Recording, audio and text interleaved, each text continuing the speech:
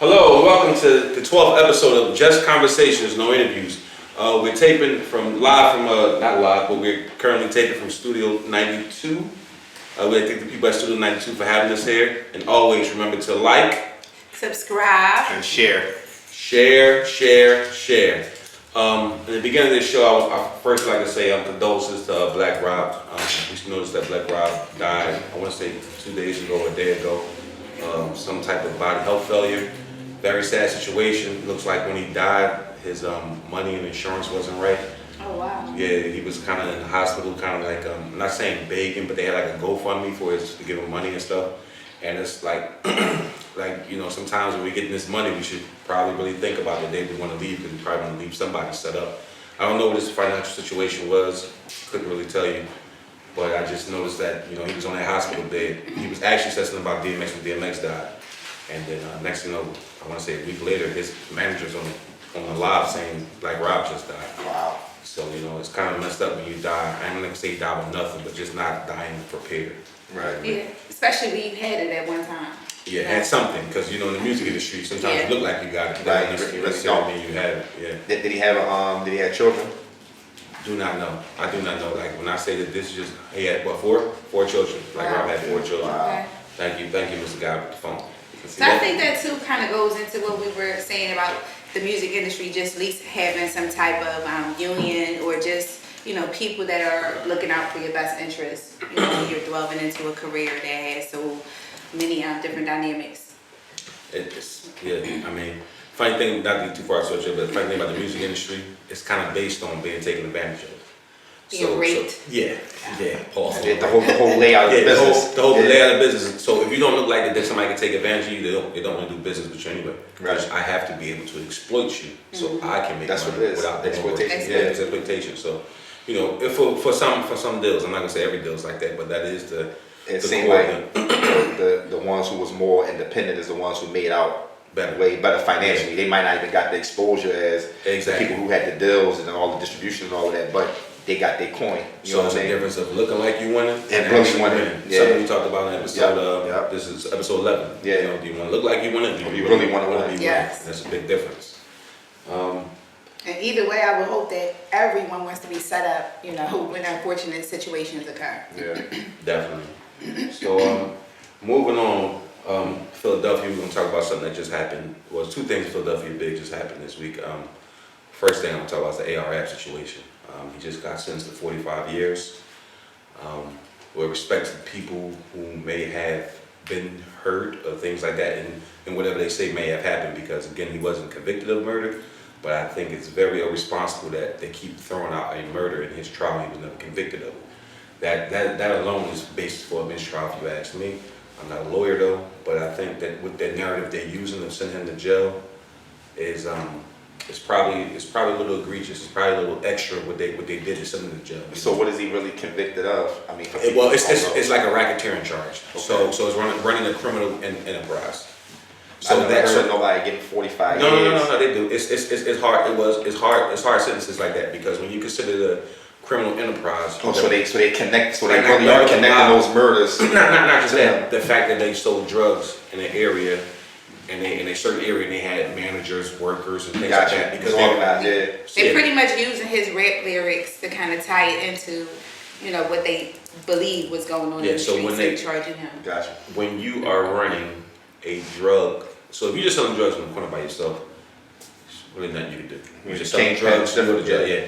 When you have people working for you and they can figure out that you have distribution coming from this place, you're getting it, you're manufacturing this, not manufacturing, but you manufacture as far as breaking it down, bagging it up, and things of that nature. When they can prove that you do that, now what they're using is like a RICO Act.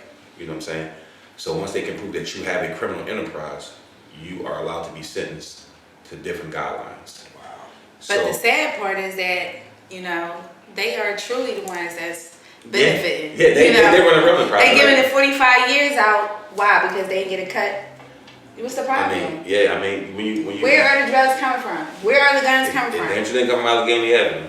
Hello? Exactly. And and if it is drugs, right? And you see a guy like him, and I'm just being devil's advocate. If you see a guy could put something like that together, right?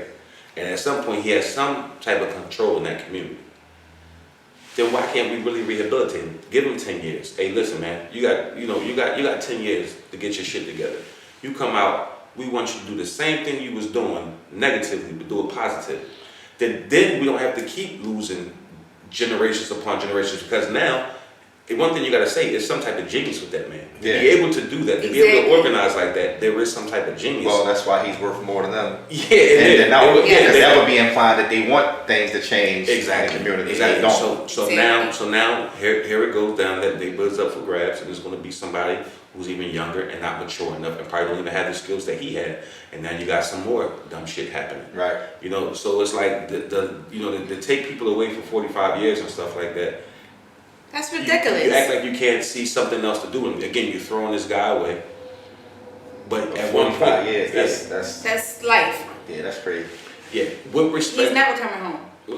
I who mean, knows? Based on those years, you know what I mean? Yeah. Those vibrant years that he could have probably changed his life around and did something different in the community, you're going to lose all that. Exactly. Being a father, being a brother, being a son, all of those being a role model different. in the community. You know what I mean? You could be a lot of stuff when you're given a second chance. Yeah. And I'm not saying he wasn't given 3 chances. I don't know. I know he's been in prison more than one time. I actually had the pleasure of doing business when he first came out of prison, probably on his 3rd time. We was able to get a verse. Jesus Christ. We were able to get a verse from him at a pretty nice number. So I mean, he was a pretty good businessman. Unfortunately, things just didn't work out right. I think they would have been a very strong power in the city. And who's his lawyer? I did not read about his lawyer. Okay. I didn't check that part out.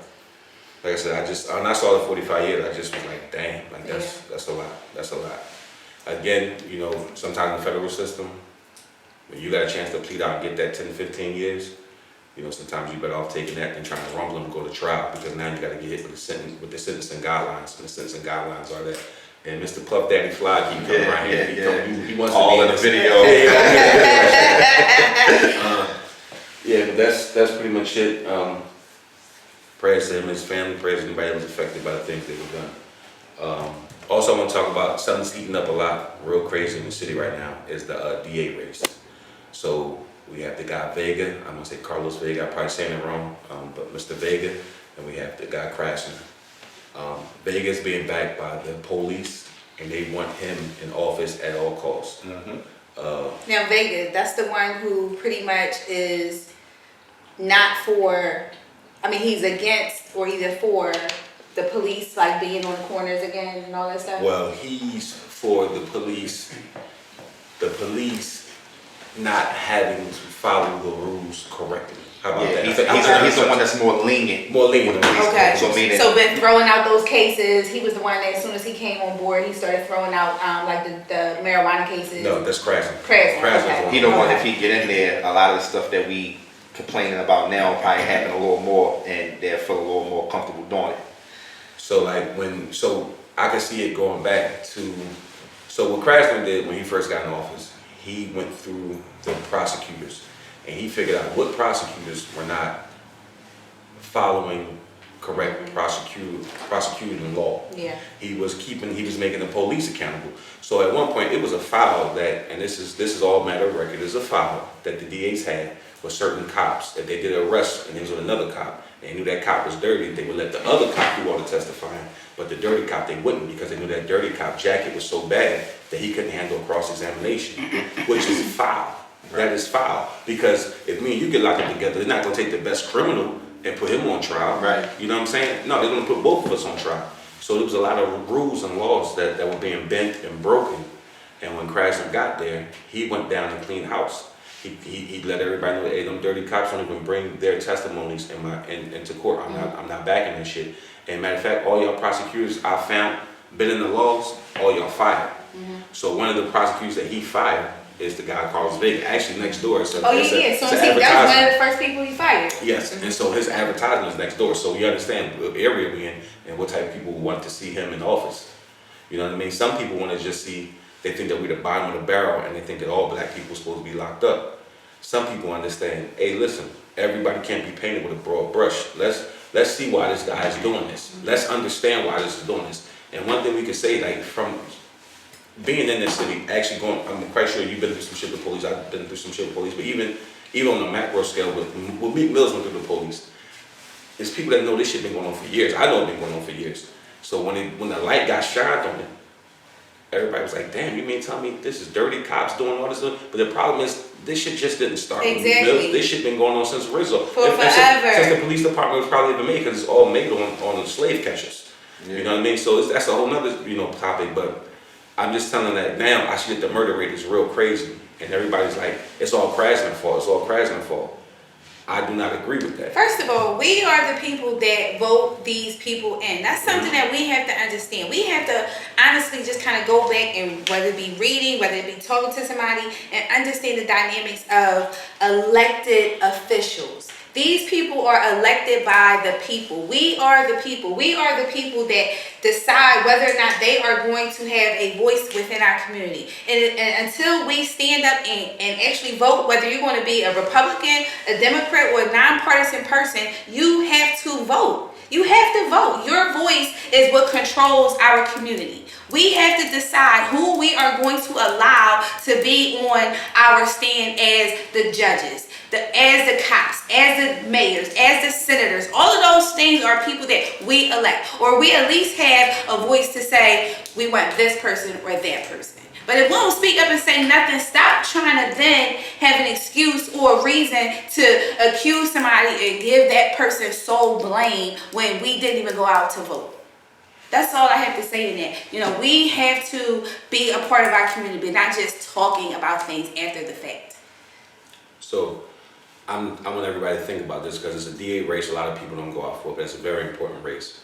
So you think about, if you're black and you have kids, you got kids that's outside playing around.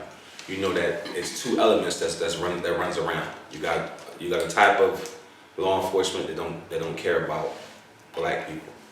They think or poor people, period. Definitely poor minorities. Now that element was calmed down once Krasner got in there. To the point that the people who were doing the dumb shit knew that they had to back off the dumb shit. You know what I mean? So now this other element is coming back. And that element of lock all they asses up is coming back now. That element wants to get back in power.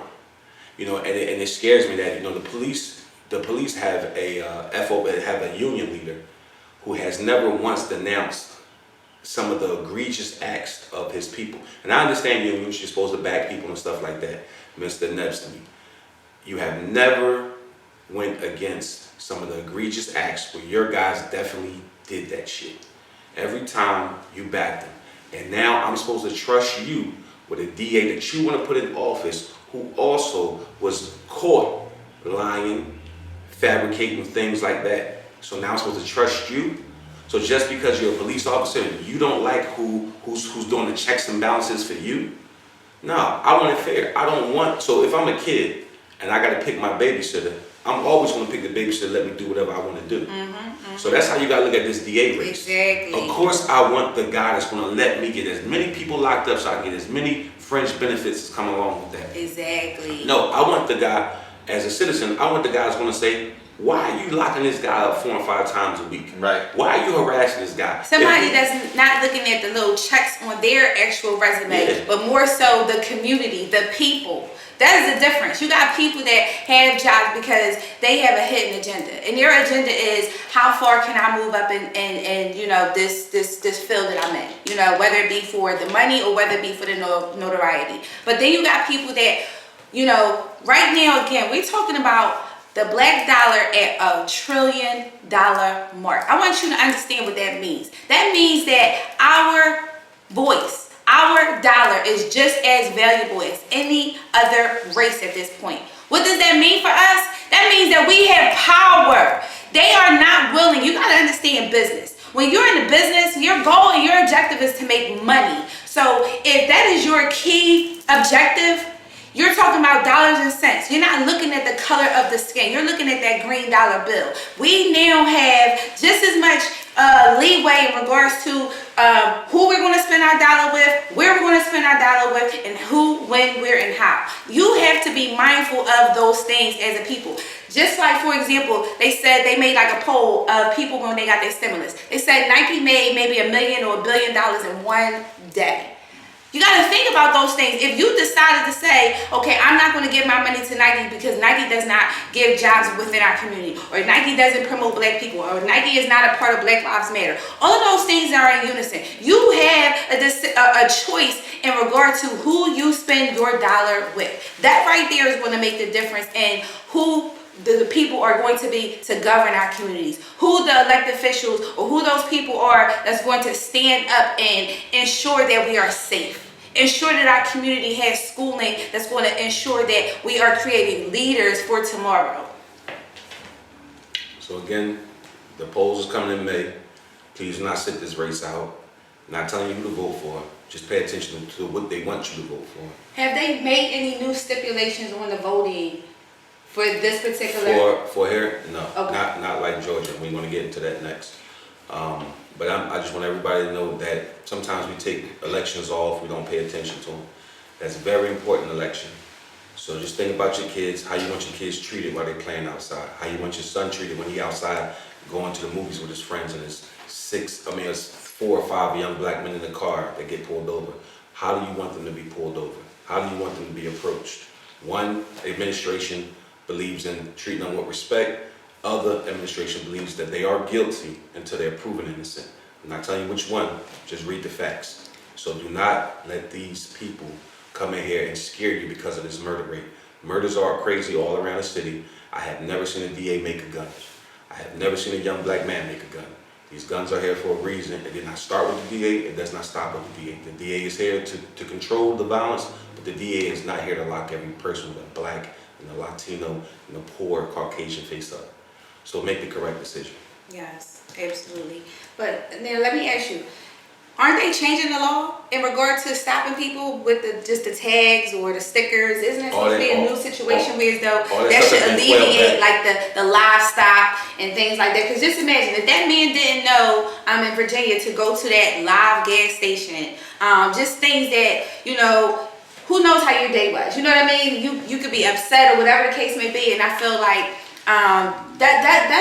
that's education that every person should have, you know, regardless of your skin color. But in my mind, I wouldn't have thought to keep on driving. I would have been scared to keep driving, thinking that if I continue to drive, then they would do something because of that. You know what I'm saying? Most people would have had though. That was a. First of all, I commend that guy. He was a sergeant, so he knew. A lieutenant. Yeah, lieutenant. I commend that guy because his control and restraint. He actually took the power away from the cop that was holding the gun to his face. That is not the norm. Yeah. Right. That is extensive training. I ain't never seen nobody get maced in my life like that and handle mace like that. Like I've caught some mace on the back end of something, and it tore me up. So for him to catch it in his face like that and still control the stop, and it's completely off topic, but that is a rare exception. That was a guy who couldn't handle a stressful environment. Actually, he had the police nervous because he was so calm and so well put together. That does not happen. It's not on topic. It's on topic because that is one of the primary ways that, in my opinion, young men are targeted. You know what I mean? They got the tinted windows, the loud music in their cars, and if, you know, that sector is alleviated in regards to people getting pulled over for tags or stickers, that's a huge portion. The thing is that, yes, Krasner and them, they're not fans of that, but it still happens. You know, I'm in Southwest, I'm in North Philly, West Philly every day, and, you know, they have their picks. It's funny now, being 40, on the other side of it, I'm not really a part of the picks at this point, but I see who they pick. I see who they picking out, and I remember being that 16-year-old, 20-year-old driver. Yeah. I mean, I remember some days they would piss me off so bad I wouldn't drive for like a week because it would be like too much. Yeah. Like it'd be too much. Like just going out, like it's like a PTSD. Like every time you go 4 or 5 blocks, you're really getting pulled over. Right. And it's the same bullshit. You know what I mean? And you know, well, you remember when they used to say fuck them licenses. Like, you know, like people don't know people used to think license registration, I ain't got no problem. That's not true. They would say, shove them licenses up your ass and I get the fuck out that car. And whatever we find, you gotta explain.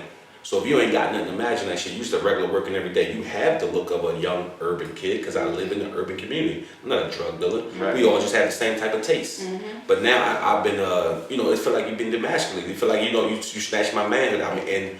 And prior administrations allowed that to happen. Whether it was Lynn Abraham, whether it was Seth Williams, who got caught stealing, you know, all of them. They was all on there. And come Krasner, who says this, and I'm not saying Krasner is first of all, Krasner has a question mark for me because he gets his money from George Soros, who's a part of Black Lives Matter. So that's something different for me anyway. This whole George Soros thing.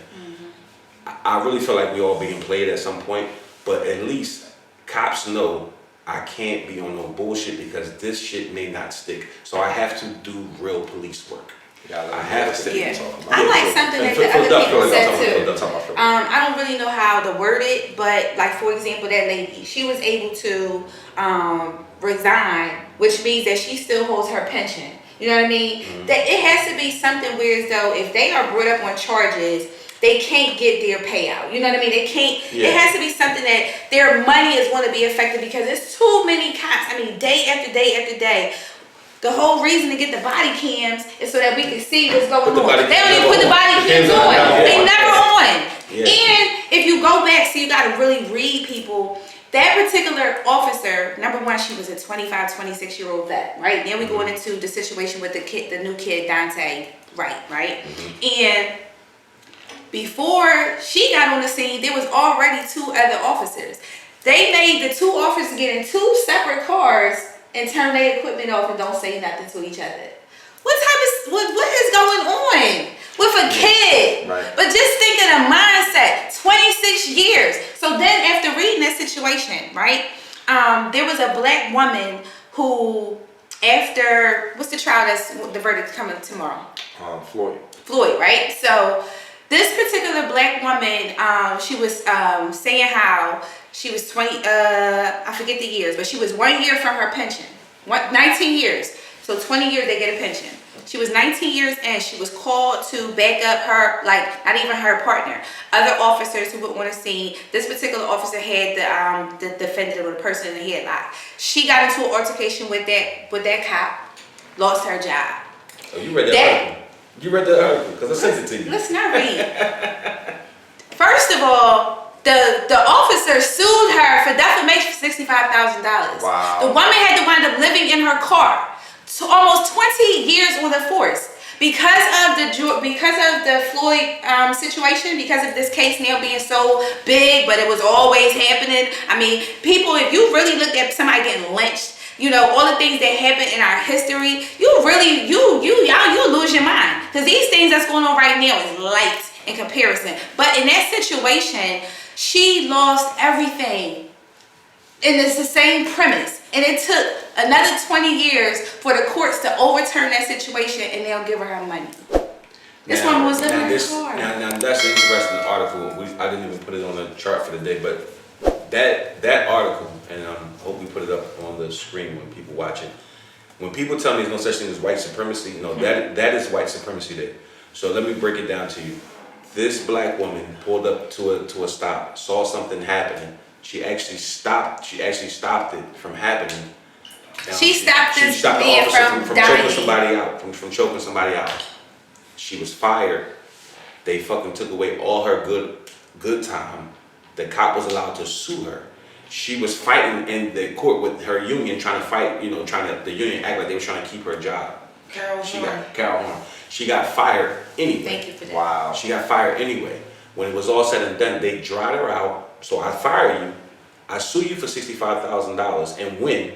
But that same cop who did all this shit, he got fired 2 years later because the feds catch him for the same thing, taking drug money and everything. But he was allowed to retire. Right. See, when you tell me there's no such thing as white supremacy, I'm not, that is when you can change systems. When you can change the system. I'm not talking about white supremacy because you called the cops on me and I'm talking about when you can affect my livelihood. Right. You know what I'm saying? Right. When you can affect my livelihood, when you can absolutely be wrong, and it was actually beating on kids. He was beating on minors. This same white cop was allowed to retire and plead and do 6 months in prison. Wow. How bad his shit was. This is in Buffalo, New York. It was still able to maintain his pension. Still able to maintain and able to live. And that's just what we lifestyle. hear about. That's just the case we heard about. You know what I mean? Just imagine how often this is going on a daily basis. Just based off of like listening to y'all, go back and forth about these different cases that's been going on, and like y'all said a few times, these are just the things that they're talking about. This not new stuff. This is things that been happening. This happened in 2010. Been happening. So, what do y'all think the sole purpose of promoting all this police brutality now it's like been a real influx of police brutality enforced all over the TV. I mean, it's not new, but you hear it more now. They getting scared. You I strongly believe, hear it more yes. now. I heard something within the GOP of, I can't think of her name, and she must have raised the question or asked, like, is black people superior? You know, and I don't know if this is true or not. This is just something I read, but I believe that they are seeing the power of African Americans. You know, if we look at sports. Hold on real fast. You talking about the lady this week with the black lady when she cussed out the white guys? No, he's just Okay. saying period. No, I'm just talking about what you saw on the news. I'm about to tell you what it was. But you talking about that was the black lady in the DOJ hearing? The DOJ hearings? Yeah. Okay, go ahead. Keep So saying what did it. she say? No, what happened was, if you go back to Harvard, the guys, professors at Harvard wrote that book. Hey, somebody get that book for the professors at Harvard. It's saying that white people are genetically superior to us. So what she turned around and did as a 19-year-old in Harvard, she said, well, we're going to write while we are superior to white people. And so she did something as a teenager to go against that book theory. Okay. She challenged that book theory. Right. But as she said when she was on the hearings, because of course they bring that up when she's about to be the DOJ, Department of Justice, she's about to be the head attorney or whatever. They bring that up and they want to say, well, are you a racist? Like, do you have a problem? Oh, but the person who wrote the book that she counteracted wasn't racist for writing exactly. that. See, that's what I don't understand But about the whole thing when they talk about, when we say things that's empowering us and we being pro-black, yeah, being angry. we automatically are being anti-white or anti-everybody else because we pro ourselves. You understand what I'm saying? And when we start talking about different things, that's what they don't want. But the problem is, they try to paint it with the same brush. They try to say, well, you say we racist, but y'all racist too because listen, that's excluding us. All in about y'all, but that's not even what defines racism. Racism is more about like how you describe systems. Systems. And it's an act. When you can put somebody in jail and you can stop them from getting their money and stop them from going to work as a result of who they are and the color of their skin. That's racism. I don't know no black person or no person with color who has that type of authority or power. So therefore, we're not even in a position to even be able to have the title racist. We can't afford to be racist. We don't have a dog in that fight. Now, maybe sometimes everybody be prejudiced. Everybody prejudiced. That's just saying I'm assuming this person is going to be this way because this, that, and the third. And that could be against anything. But racist, no, it's only a few people that can be racist. Yeah. So and the lady explained, because she said, no, I was in Harvard, I went there, and I made a satire.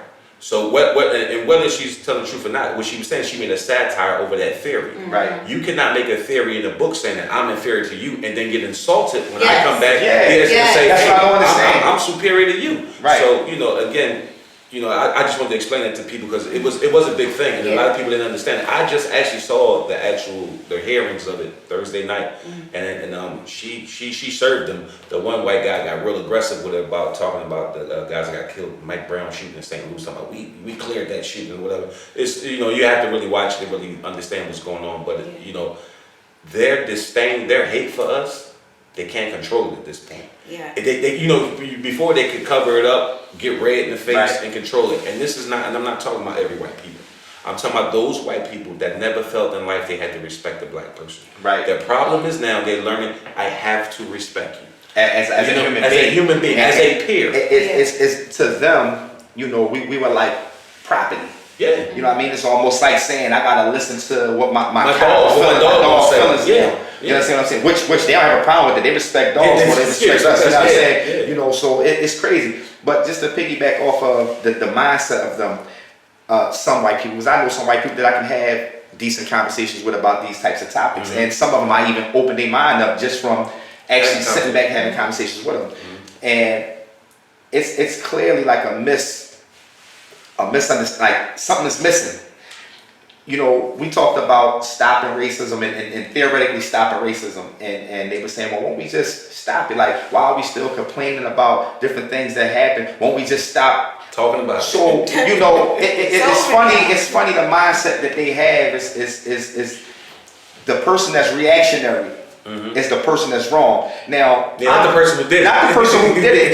It's the victim that they have a problem with. Yeah. So my kids is getting murdered out here in the street. My people is getting locked up with years. That's unjust. You can't even explain why we getting 45 and 50 years for some of the crimes they doing. But when we complain about being the victim, we're stirring the pot. We're starting an argument. Yeah. We're creating a racism. We're hostile. I can't wrap my mind around how can any person think that the victim is the root to the problem. I don't understand. I'm sorry. And if we want to stop it, just stop bitching and complaining about what they doing to us. You know what I mean? It's crazy. But in 2 points to what you're saying, and it's some funny shit.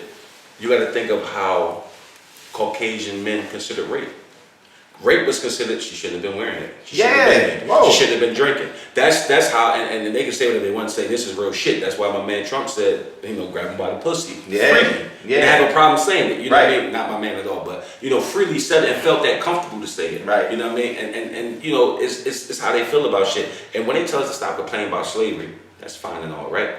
But the Jews are allowed to talk about the Holocaust, and it wasn't even a quarter of the amount of people murdered. Right. You know what I'm saying? Murder and atrocities is bad all over. Yeah. But how when we get to talk about like the Holocaust It's not even happened? compare. You can't even compare them. I mean, they even was compensated. We've never been compensated for slavery. The companies that compensated, we have to do business with those companies now in this country. But we can't say, damn, like where I was at. Right. Where I was at. Like so I can't talk about that? No.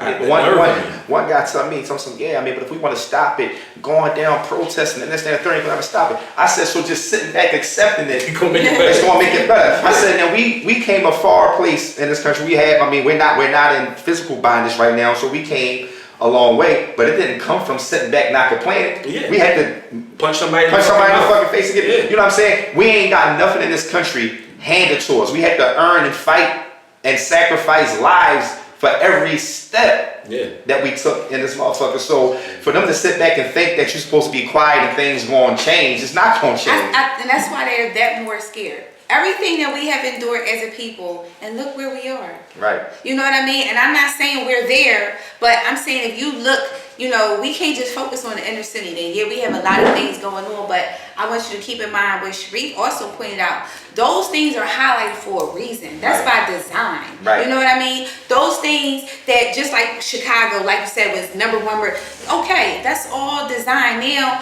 it's about real estate. Same thing here that I'm looking at in regards to them shutting down 52nd Street, them shutting down Aramingo is to make us feel scared. Yeah. Is to make us think that we gotta live in fear. What's that gonna do? Oh, I'm moving, I'm getting out of here. You know what I mean? So now they can have it to themselves. They want to sit in the city to themselves. Right. It's all systematic, and we really have to pay attention. But what I don't want to do is at the same time, I made a point of, we had to fight for everything that we have. And, I want to kind of not backtrack on that, but we got to pick and choose our battles. This don't mean if this verdict comes out, unfavorable to us, go out there and riot and all of that. No, we can't do those types of things because we had a loss at that point. You know what I mean? Pick and choose our battles better. Don't go out here destroying our own communities, our own stores, our own, because we mad at something. Taking away the jobs. I'm sure y'all even seeing just the effects of what was done over the summertime. Now I could barely find a Rite Aid. I can't find a CVS in North Philadelphia. Right. You know what I mean? And I'm sure the people that need their medication and prescriptions filled and things like that are now in a deficit because now they have to go farther or get an Uber or, just do additional things that they didn't have to necessarily do before. And I have to go back also with what you said with what we're teaching, right? And I'm not going to go into teaching, per se like I usually do. But in that same mindset, and I think I may have mentioned this, you got people that after a certain amount of years, you feel like you want to go to the suburbs to get like a higher increase in pay. And I was thinking about that just in regards to reading these various stories about teachers and the retirement rate over this year because of COVID. For example, and I can ask this question to everybody. Everybody may have a different answer, right? But your doctor. Some people be like, I'm going to a white doctor because you feel like they are either higher class or more educated You understand what I'm saying? It's certain things that you don't. You feel like, okay, I'm not going to support my group of people or my race in this because of whatever may have happened in the past, you know. So I'm saying this to say, with teachers and education, right? I'm finding that you have these smaller people, or, you know, I'm talking like first grade, kindergarten, second grade. It's almost like right is right. And you can have two teachers saying the same thing, but the student will only listen to the white teacher because they believe that it has a different message. Yeah. You know what I mean? You know, when we look at our principals, the whole school could be ethnic school, but the leader doesn't look like everybody else in that school. You know, again, all of these various things are subliminally sending messages, and you know, I don't know if those messages really reflect where we should be headed as a people. That's the mindset that has to change. All right, so this week's Convo Sparker, we want to know, does the media help incite riots? And what we're particularly talking about now is that we keep seeing all this conflict on TV, and we want to know, like, in this TV, social media is in your phone, it's following you around every day. Somebody just done shot in Chicago, somebody, young man was shot in Minnesota. Well, the shooting in Chicago was over, they just released the footage.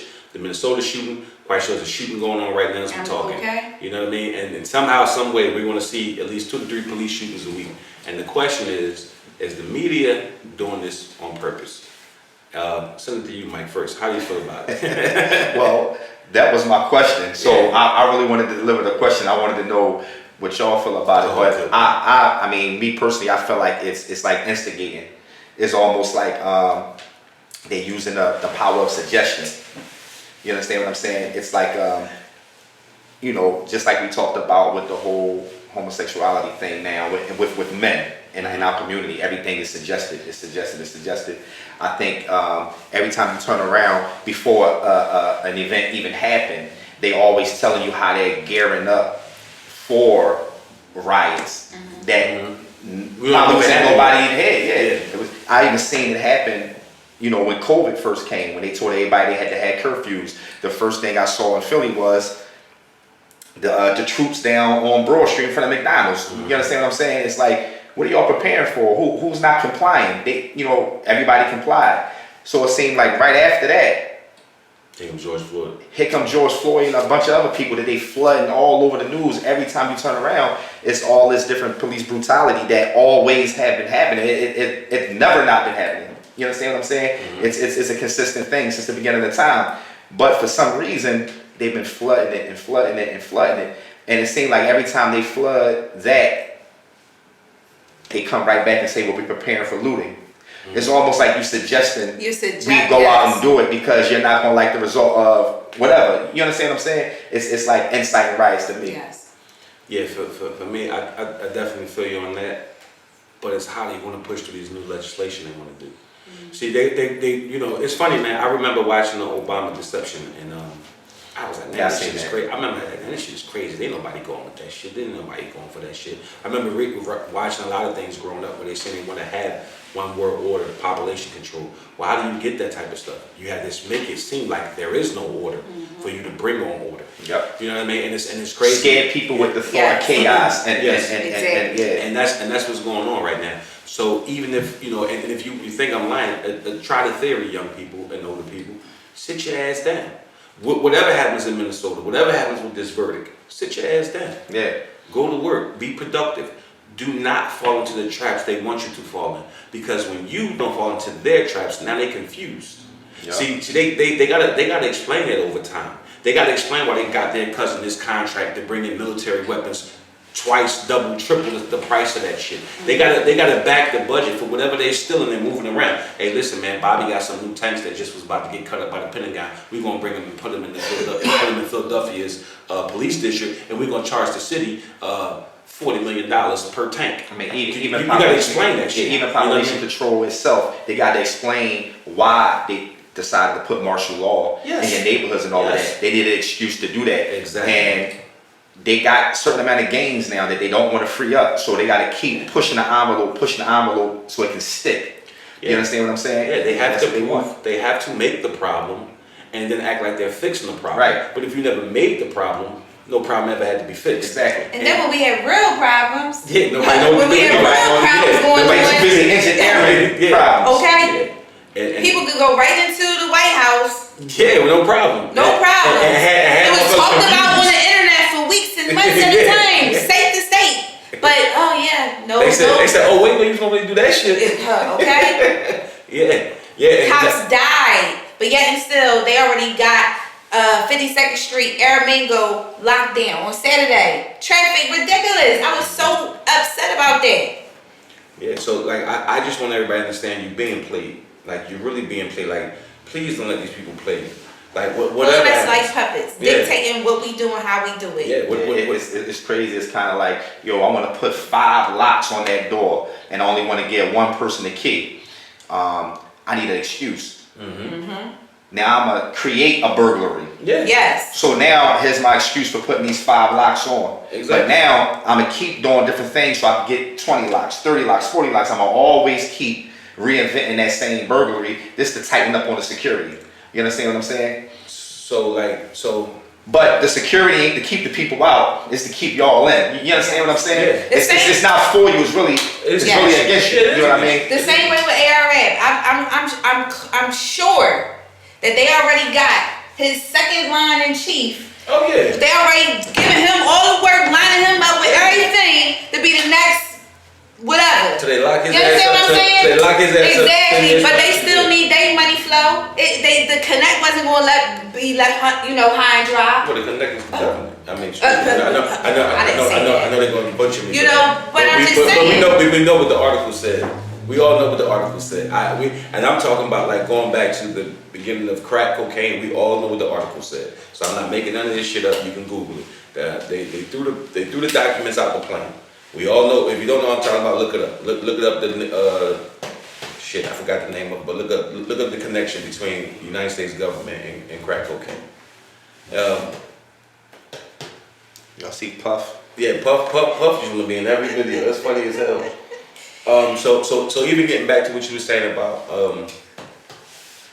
the power of the black dollar and everything, we see now that in Georgia Hello. that the people are really like moving out as far as the big money. But the funny thing is that you got to remember something about Georgia and Atlanta. That was almost like the black Renaissance area. So if everybody leaving Georgia and Atlanta, where's the new black Renaissance area going to be? Is it going to be North Right, Carolina? Houston. Right. It's going to be that's what I'm saying. But even in Houston, they're leaving because of that voting law. But correct? see, let me just say this. They never gonna leave. You know what I mean? Like I think they might purchase houses in different places, but you got people, when you from the South, I just feel like their roots is, and their family dynamic is a little more different. You know, like up here, with the gentrification, they offer you a nice price, you out the door. You know, but with the land and Southern mindset is passed on from generation to generation. They don't usually just let their land Go. go. You know what I mean? So I really think that But everybody in the South ain't got land. It's some poor people in the South. it is. But what I'm saying, I just feel like because it's so much money in Atlanta, but you gotta understand the dynamic of the South. My family is from there, and like, but my family live there now, and you have just as many white people down there as black. And the crazy part is the white people down there, they are really like the Hicks. You know what I mean? They might be nice, but they still have that Southern mindset. Those Southern traditions. But in regards to now that dollar value just being a little bit more different, the dynamic is going to change heavily. Even with my family live in Guyton. So Guyton is pretty much like a small rural town where we still have dirt roads. And I'm looking at the changes that's even happening there. For example, Guyton, the whole town, one store, dirt roads, all my family. Now, and I used to go there every summer as a kid. And I've been going there every summer since a child till now. And last summer was the first time I've ever in my life seen white families live in Guyton, Georgia. You know what I mean? And it's changing the whole dynamic of that one local store. Now only knowing all black faces. You know what I'm saying? Even the workers, you go like outside of town, the gas stations and things like that is integrating. But I want to go back to what you said in regards to inferiority and gentrification. I feel like they believed that the black people in that town had too much power. It was almost like their town. You know what I mean? Talking about In Guyton, Georgia. But now when I'm looking at it, now I'm seeing that's really just what's going on all over the world. They just want, not imposing, but they want what's theirs. They feel like they're better. They feel like, who are they to have a town that's theirs? You know what I mean? It's like break it up. Exactly. Even especially when you look at a town that they're not doctors and lawyers all over the place. They're blue collar people, and it's a town where you might see 20 cars in one lot. You know what I mean? Everybody out. It's speakeasy, so it just looked like they kind of living it don't work. For real. And whatever they may believe you doing, they not really trying to have it. Right. And I'm talking. I'm, over 40, and every year I've gone down there. Last year was the first year white people are now living in this small little town. Yeah. Mm-hmm. And then having that mindset, like my mom and my aunt, they was walking to the store and they literally got pulled over and harassed. You know what I'm saying? In our town. So again, I just think that those people are not those. I'm sorry. I think that they are seeing the power that we hold, and I think Atlanta's going to be that pioneer city that people are going to look at. And if they did in Atlanta, we can do it here. Mm-hmm. Yeah. Yes. I hope so too. I really hope so. Yeah, but that's what I'm saying. But if everybody's leaving because of this law, then we're I don't think they leaving. They gonna make that. They changing that law. They gonna change that. Actually, to be honest with you, I've seen the Georgia governor dig his heels in the mud, and it's almost they're saying like this. Hey, the black governor. No, the white governor of Georgia. He's white, and Okay. he pretty much said, "I ain't fucking moving. I'm standing on this. If y'all want to leave," he told them, "Y'all want to leave, y'all go ahead and leave." And I'm telling you, that same law that they just passed in Georgia is now being on the table in 20 different other states, Texas being one of them. So right now, what you're seeing is that because of the Trump shit, personally, I feel you're seeing white people digging their heels like, fuck y'all. And because of the Trump shit also, you see black people digging their heels like, no, fuck you.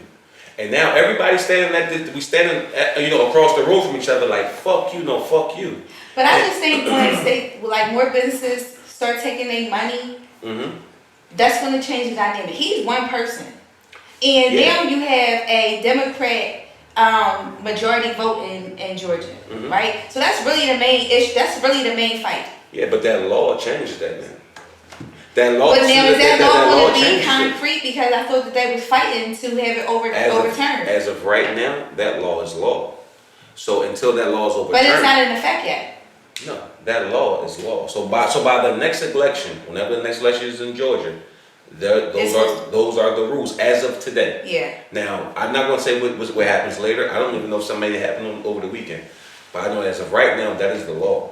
And what's happening is everybody's So it is in effect. Yes. Once the election, I guess, passed, it'll be. No. Once they voted on it, they voted on it, and it was actually. Hey Frank, make sure I'm right on that. But they voted on it, and that law was passed. That's why people were saying this is the worst law. This is the dumbass law. And for me, because it's the IDs, you gotta have IDs. And it was already passed. Yeah, I'm almost sure that because that made Joe Biden said this is the dumbest shit up. Oh, this is I heard that. Yeah. And not by it being addressed, but because it actually passed, it went through. Right. So now, whatever happens by the next election, we'll say if that law made it all the way through. Yeah. As of right now, that law is law. So like I said, you're seeing that's just crazy. You're seeing rural America digging their heels, and you're seeing urban America digging their heels. It's almost setting up for something real crazy. Yeah. I wouldn't be surprised in 4 years if you see Donald Trump get back in office. Because all this shit is already pre-game. So do you think this stuff is being provoked, going back to the instigating of Yes. press? This is going back to the combo spark. Right. This is all for a reason. Yep. They want this chaos. They want this chaos. Yeah. Because chaos, new rules, we lose more freedoms.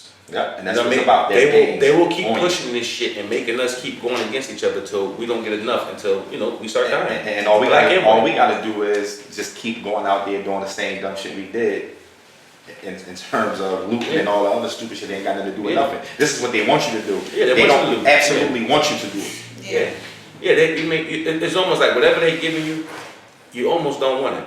They giving out PUA, you probably don't want it. Yeah. They want you to go riot, you probably don't want it. They want you to eat this new burger, you probably don't want it. Whatever they want you to do is probably what you shouldn't do. Yep. You know what I mean? They, it's funny, man. Like I'm not saying I'm saying the people in power.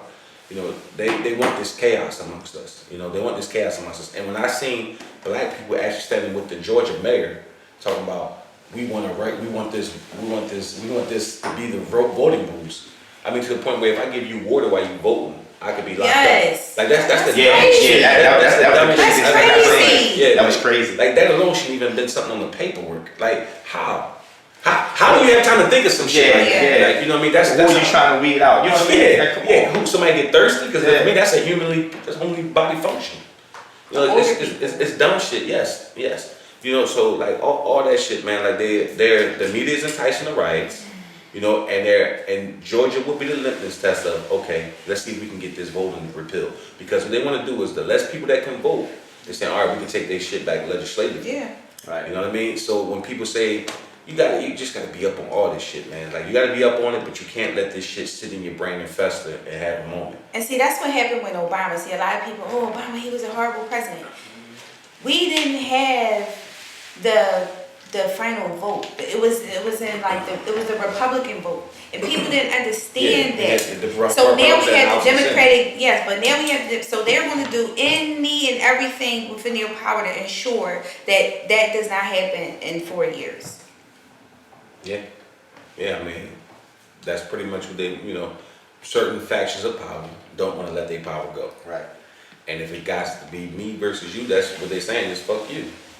It's the way things go in this country. You know what I mean? Nobody's willing to sacrifice their power. Nobody wants to sacrifice their comfortability. Nope. If I always had a leg up on you, I'd be damned if I got to respect my dog that I wasn't even raised to respect. You got to think some of them Southerners who poor just as a typical urban person feels as though they're better than LeBron James. And what's sad about that part is they fall victim to the same game. Yeah. They don't understand they being played just like we being played. They really believe in the whole race war, the racist thing. Exactly. It's really a class thing. Some of them, and then some of them is kind of just what you said last week about the guy who is with that girl because that's the status quo. Right. Some of them don't even feel that way. What I mean? But because of their teaching and their father or their grandfather, the money. A lot of them have never even been around black people. Even formulated exactly. They don't even know. Yeah. It's crazy as shit. I've never been around white people till I got in my almost 20s. Yeah. You know what I mean? I never and went to college, first time ever. And then in the working world is when I really, and in the working world, they do this shit, man. I don't know where they learned this shit at. I don't know who taught them this shit, but this should be really getting punched in the mouth. That shit, whenever they see black people congregating, 4 or 5 people, they will break that shit up in a second. And I don't even know that they realize they do this shit because when they self-conscious, they don't realize. They turn around and catch themselves and say, "Oh, y'all break it up too." Yeah, because when they turn around and look, it's 5. It could be 5 white people talking right here, 5 black people talking right here. The white foreman will come down there and say, "Hey, yo, break that shit up." But in the same white boy sitting over there talking out, and I gotta ask, like, what the fuck they talking about that's so important? You know what I mean? See that type of shit, like they're doing something. They don't even realize. Maybe they doing something they're not aware of. But I'm aware of it. And I'm actually seeing them get mad. Saying, y'all gotta break this up too, like, because you're making me look bad. Yeah, exactly. Like I'm messing with them. I gotta mess with y'all too. But the slave master never wanted us talking when we was on the fields. Yeah. You know what I mean? So whether your dad or your grandpa taught you that, hey, don't never let niggas talk or whatever your teaching was, that real shit. No. Like I'm thinking about being in the job and even your peers, not even the supervision, your peers. The minute you start talking, they be like, what y'all talking about? It's kind of like they even play around with you like, hey, I can't be a part of this conversation. You ain't just do that shit to them. Yeah, okay. You know what I'm saying? Like everybody is intimidated about 3 black people talking. Yeah, like it's crazy. We'll say some smart shit like, we're talking about black liberation. You know anything about it? You know what I'm saying? Their whole face get red and shit. You know what I'm saying? But no, and for real, like, sometimes these habits are taught. You know what I mean? Like I said, I've seen a poor white guy swear that he was better than LeBron James, and I'm not saying the man better than you because he got more money, but the man definitely got more access to you. You know what I mean? Access is what changes your life in here. Yeah. Motherfucker, we working a regular job. You think this motherfucker that can fly across the country in 2 seconds, fly across the world? You know what I mean? You think you got more access than him? Right. Fuck anything else. Who has more access? Yeah, You know what I mean? He feel like his skin is It's worth gold, baby. I get it. I mean, Yeah, man. maybe if they both had on the T-shirt working in the bank, he's right. Yeah. But It's anything levels, else, man. anything else, you know, I don't know, my man. But He drunk the Kool-Aid. You know what I'm saying? Yes. It's almost like when a person thinks that they're from a certain neighborhood, they can beat the other person because they from that neighborhood. Yeah. It's all bullshit. You know what I mean? It's all bullshit till the gloves get put on. But interesting topics. I know some people gonna beat us up. I know some people gonna appreciate it. Y'all got anything else y'all want to say on any of these topics? Nah, I just want to make sure that you guys are paying attention. You know, just watch the news. And in regards to the riots tomorrow, you know, I like to always have the mindset to, you know, think about the worst possible scenario. You said for the what tomorrow? I'm sorry. You said for the riots tomorrow? I'm sorry. For the verdict.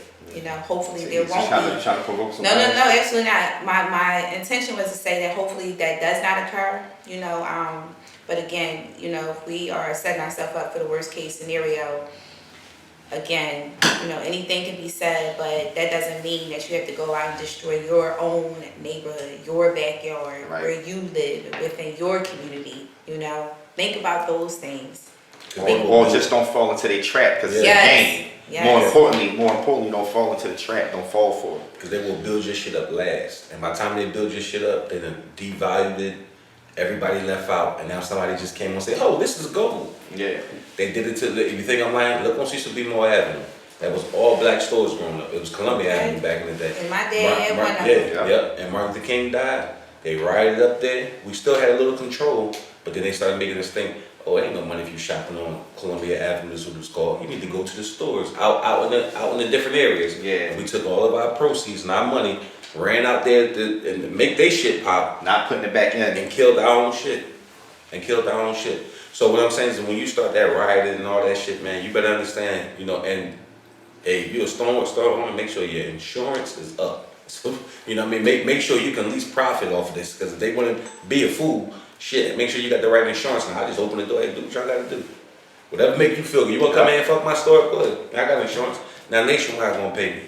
You know what I mean? I'm being facetious, but make sure that if you are a store owner, you have your ducks in a row, because you know this thing is serious, and I hope you young people gotta really stop. I mean, one of you just stop and think like, this ain't worth it. It ain't worth it tearing up the neighborhood. We already tore up the neighborhoods. We tore them up in the 60s. You know, we tore them up in some of them in the 80s and the 90s. We tore up some in 2020. It ain't worth it. I remember that. So after they had the riots, right?